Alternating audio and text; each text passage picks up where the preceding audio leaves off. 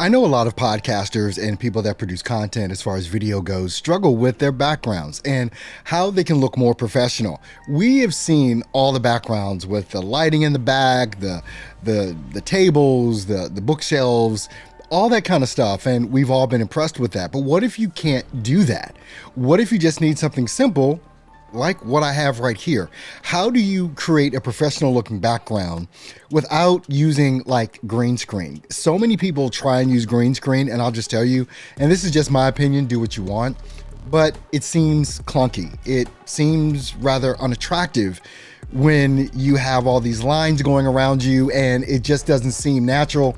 And everyone knows you're using a green screen with bad lighting and you don't do it appropriately. Well, when you have a permanent backdrop like I have right here, you can make professional looking videos that don't break the bank, and you can actually do it remotely in your home studio in front of your iPhone. Like what I'm recording with right now is just my iPhone and a microphone right into camera. So why don't we take a look at how you can actually do some of this on your own. Now, this is actually where I get a lot of my stuff from.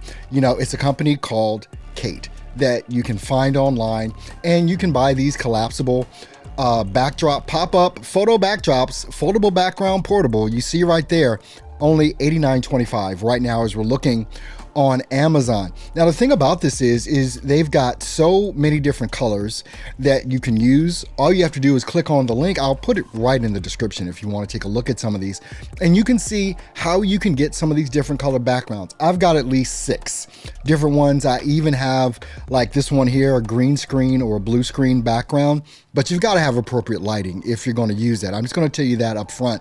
I'll probably make another video on how to use green screen appropriately, but this backdrop, different colors, solid colors, faded colors, all that kind of stuff, even the one like you see that I'm using right here, are all available, and they're not going to break the bank. The only other thing you need is going to be the stand, which is going to be able to hold it. And you see that little black clip right there?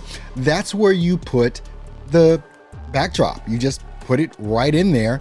You've got the stand, which is adjustable height, and you've got the stand that's just going to stand like right behind my chair right here. This is what you're looking at. I've got this stand, and I've got a not a green screen. I've got a backdrop, colored backdrop that you can kind of see here. You can get kind of intricate with how these backdrops look. This is something that's going to be able to help you really up level the videos that you create that are going to be more professional. They're going to look just like I look here. Do you like this? Let me know your thoughts in the comments below. Do you use a green screen like we see all over the place that I actually don't like? Do you like green screen? Do you use a backdrop like what I'm doing now? Or do you have a fully blown out studio background, even like I have when I do my show, the Earl Hall Show? You see that a little bit differently. You actually see the background that's here. But link is in the description for both pieces, the backdrop and the stand from Kate. So go ahead, grab yours now, and hopefully this works out for you. And I'll see you on the next video. You take care.